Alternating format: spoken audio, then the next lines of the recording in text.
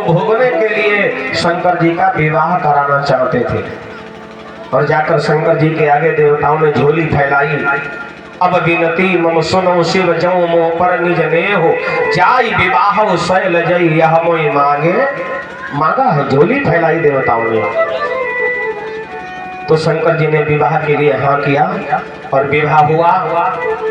महाराज खडानंद का जन्म हुआ और खडानंद ने युद्ध कला सीखी।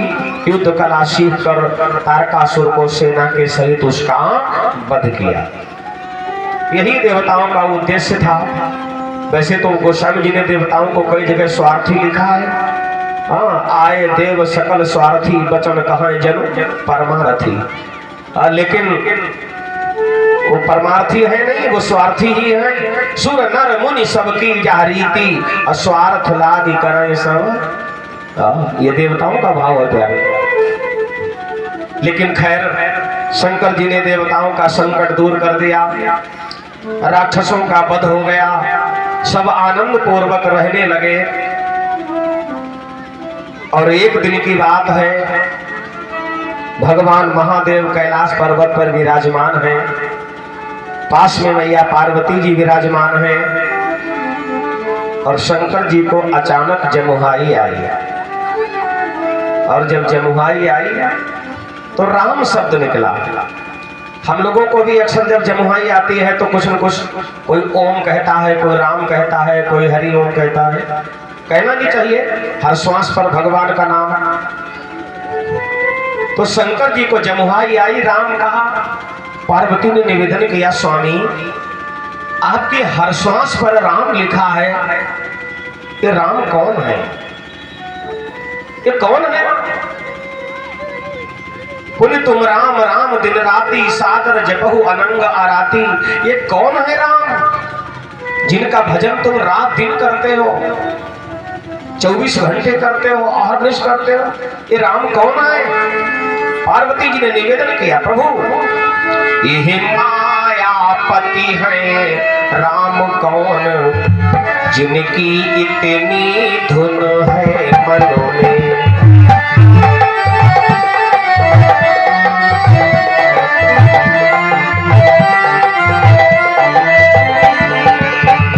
ये मायापति है राम कौन, जिनकी इतनी धुन है मनों में।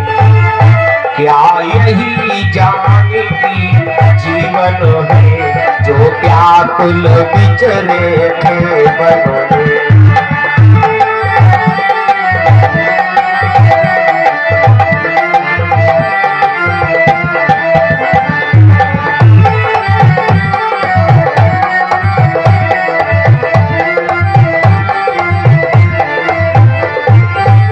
पार्वती मैया ने निवेदन किया, स्वामी ये क्या वही राम है जिनके विषय में हमने पिछले जन्म में संदेह किया था? क्या ये वही राम है जिन्होंने रावण को मारा? क्या ये वही राम है जो अयोध्या नरेश महाराज दशरथ के पुत्र हैं? हे प्रभु, अगर ये वही राम है तो इन राम की हमें सारी कथा सुनाओ। यहाँ से शिव कथा का विश्राम होता है और राम कथा प्रारंभ होती है। मैंने बताया था कथा का क्रम पहले दिन कि जब कथा शुरू होती है, कथा कहाँ से प्रारंभ करना चाहिए, कथा का मध्य कहाँ पर होना चाहिए और कथा का विश्राम कहाँ पर होना चाहिए, ये नियम हमारे संतों ने बताया है। कथा में सबसे पहले अगर शुरुआत करें तो देवादिदेव महादेव की कथाओं से कथा का प्रारंभ करें, ये कथा का नियम है। और इसके बाद में कथा का मध्य मर्यादा पुरुषोत्तम भगवान श्री राम की कथाओं से कथा का मध्य करना चाहिए। और फिर लीलाधारी भगवान श्री कृष्ण की कथाओं से कथा का विश्राम करना चाहिए। एक कथा का अनुक्रम है, एक विषय सूची है, ये नियम है। शिव अनादि देव है, इसलिए उनकी कथा पहले। देवादिदेव है, महादेव, और तो सब देव है लेकिन शंकर जी महादेव है। ब्रह्मा विष्णु सदाशिव जानत अविवेका, प्रणवाक्षर के मध्य ये तीनों एका।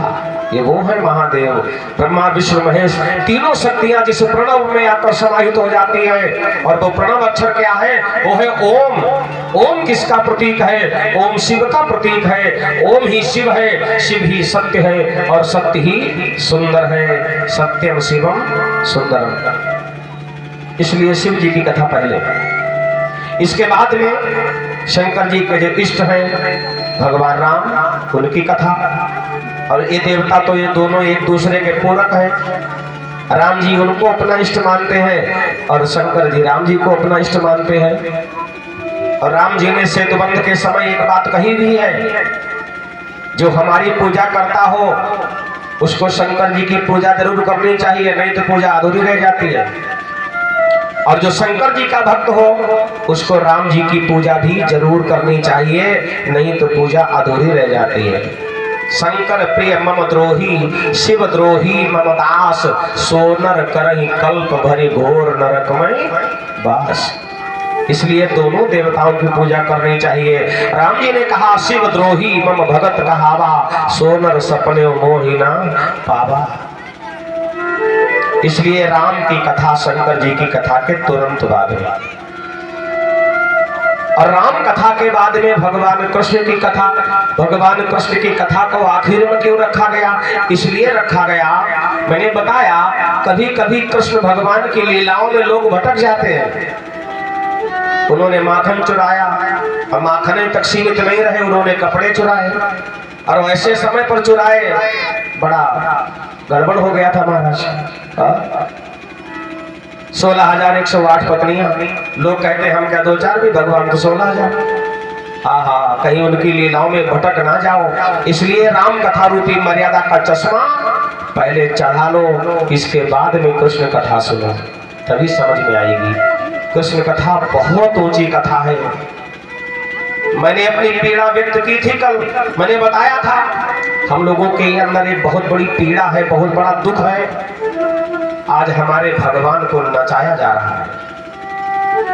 आज की कथावाचक, आज की कथाओं में भगवान से ठुमके लगवाए जा रहे हैं, भगवान से रुपया पैदा करवाए जा रहे हैं। ये हम लोगों की बड़ी पीड़ा है महाराज। हम तो उस कुर्सी पर नहीं बैठे हैं, नहीं तो हम सबसे पहले यही नियम बनाएंगे, संविधान में लागू करें कि जो हमारे भगवान का उपहास करे उसको कठोर सजा होनी चाहिए। अन्य धर्मों में ऐसा नहीं है। अन्य धर्मों में भगवान का बड़ा आदर होता है, कहीं उनकी मूर्ति घोड़े पर पड़ी नहीं मिलेगी। हमारे यहाँ धूप बत्ती के पैकेट पर शंकर जी, धूप बत्ती खत्म, पैकेट घोड़े पर। हाँ, ये हालत हमारे धर्म में है और कहीं नहीं प्यारे। तो भगवान कृष्ण जैसा योद्धा, उनके जैसा रणनीतिकार, उनके जैसा योग्य आज तक न हुआ, न है, न होगा।